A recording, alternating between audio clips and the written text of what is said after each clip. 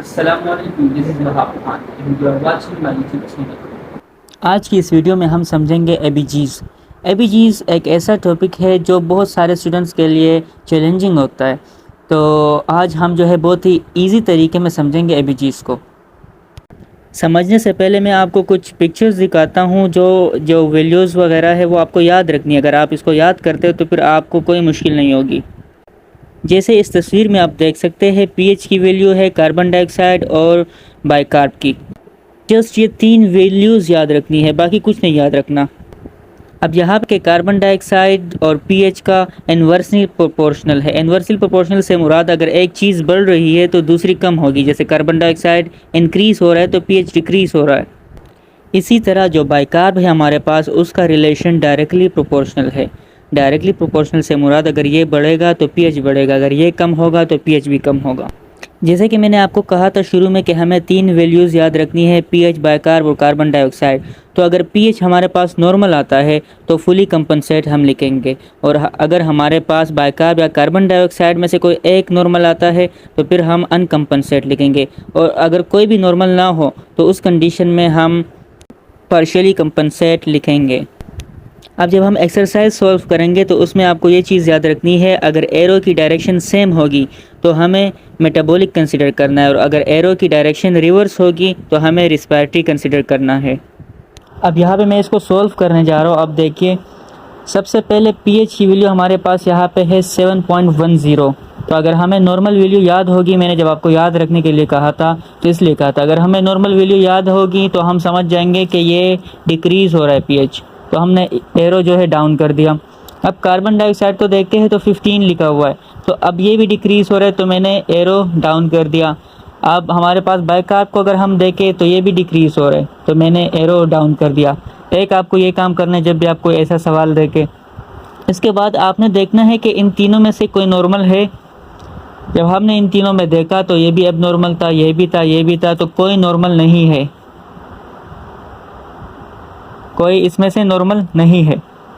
ठीक है, जब इसमें से कोई नॉर्मल नहीं है, अब हम देखते हैं कि हम कैसे करते हैं। देखो, जब मैंने आपको कहा था कि अगर कोई भी इसमें से नॉर्मल नहीं होगा तो उसको हम कंसिडर करेंगे पार्शियली, तो मैंने लिखा यहाँ पे पार्शियली कंपनसेट।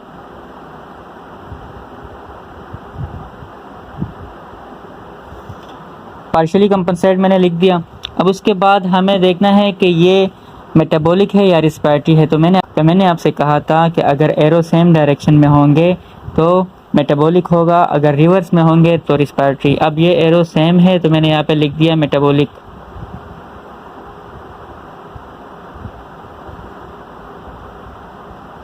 अब इसके बाद हमें लिखना है कि ये एसिडोसिस है या अल्कलोसिस है। तो पीएच की वैल्यू हम देखें तो डिक्रीज़ हो रही है, तो इसको हमने कहा एसिडोसिस। हमारे पास सीधा इसका आंसर आ गया, पार्शियली कंपनसेट मेटाबॉलिक एसिडोसिस। चलिए अब हम दूसरे क्वेश्चन की तरफ आते हैं। इसमें अगर पीएच की वैल्यू आप देखें तो 7.37 है। अब देखिए, जब नॉर्मल रेंज में आएगा, क्योंकि हमें पता है कि 7.35 से लेकर 7.45 तक होता है। अब ये नॉर्मल रेंज में आ रहा है, लेकिन हमें एरो जो है वो लगाना ही है। तो हम अब देखेंगे कि ये ज़्यादा किसकी तरफ है, इससे 7.35 की तरफ है या 7.45 की तरफ ज़्यादा है। इसमें जब हमने देखा तो ये है 7.37, ज़्यादातर एसिड की तरफ है। इसका मतलब कि ये डिक्रीज़ होने की तरफ है, तो हमने यहाँ पे एरो डाउन कर दिया। कार्बन डाइऑक्साइड को हमने देख लिया कि नॉर्मल से कम है तो हमने एरो डाउन कर दिया। बाइकार्ब का देख लिया तो एरो डाउन कर दिया। अब हम इसमें से देखेंगे नॉर्मल कौन सा था। हमने कहा पीएच नॉर्मल है तो हमने यहाँ पे एन लिख दिया अपने याद होने के लिए, कि हमें याद रहे कि ये नॉर्मल है। अब जब ये नॉर्मल है पीएच, तो हमने कहा था जब पीएच हमारे पास नॉर्मल होगा तो वो कौन सा होगा, जब पीएच नॉर्मल होगा तो हमारे पास फुली कंपनसेट होगा। ये मैंने जब आपको याद करने के लिए बताए थे, वो जब जहाँ पे पीएच नॉर्मल होगा फुली कंपनसेट, अगर इन दोनों में से कोई नॉर्मल होगा तो हमारे पास होगा अनकंपनसेट, और अगर तीनों एबनॉर्मल होंगे जैसे यहाँ पे थे तो ये पार्शियली कंपनसेट था। अब यहाँ पे आ गई ये फुली कंपनसेट। अब मैंने देखना है कि मेटाबॉलिक है या रिस्पायरेटरी है।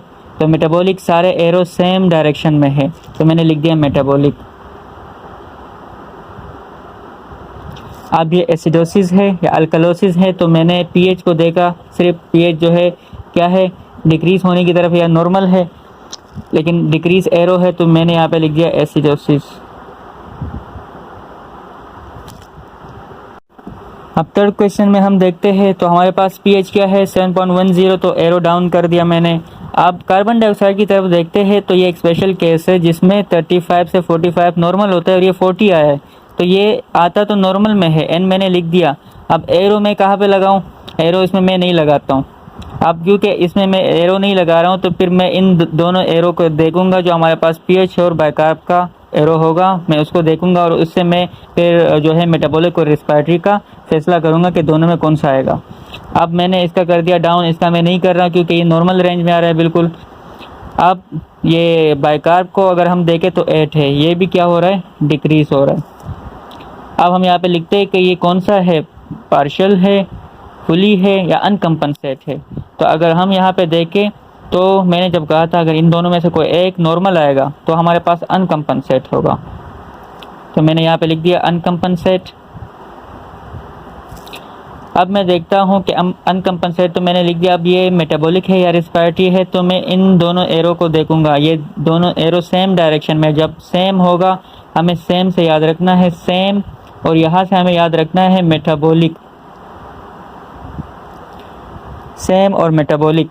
तो हमें अब यहाँ से पता चल गया कि सेम एरो में है, ये एरो डायरेक्शन इनकी सेम है, तो मेटाबॉलिक आ गया, तो यहाँ पे मैंने मेटाबॉलिक लिख दिया। अब ये भी एसिडोसिस की तरफ जा रहा है, तो एसिडोसिस लिख दिया।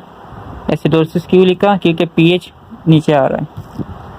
अब लास्ट में मैं आपको ये 5 क्वेश्चंस दे रहा हूँ, अगर आपको समझ आया है तो आप सेम तरीका अप्लाई करके इसको सॉल्व करें, और उसके जो आंसर्स है वो कमेंट बॉक्स में लिखिए।